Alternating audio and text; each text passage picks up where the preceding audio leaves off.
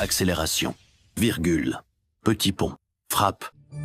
Ce fut autrefois les qualités de Mbappé. Autrefois, pour comprendre ce qui s'est passé, il faut d'abord comprendre ce qu'était Mbappé, le vrai Mbappé. Mbappé n'était pas un joueur de football ordinaire, il était quelque chose d'autre, une arme. Quand il accélérait, aucun défenseur au monde ne pouvait suivre. Pas Ramos, pas Van Dijk, personne.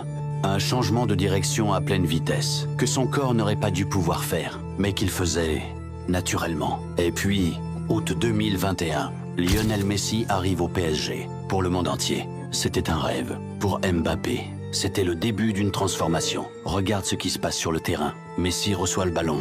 Il se retourne. 3 touches. L'adversaire est humilié. Neymar reçoit le ballon. 1 touche. 2 feintes. L'adversaire n'existe plus. Et Mbappé? Mbappé n'est pas à l'aise balle au pied. Pas comme Messi. Pas comme Neymar. Et pour la première fois de sa vie, il le ressent. 2 des meilleurs joueurs du monde. Ses coéquipiers, qui font avec le ballon des choses qu'il ne peut pas faire. Chaque entraînement, chaque match, chaque jour. Quand Mbappé voit Neymar et Messi faire des choses qu'il ne peut pas faire, il change. Il essaie de devenir autre chose. Et c'est là que tout se complique. Mbappé n'est pas Messi.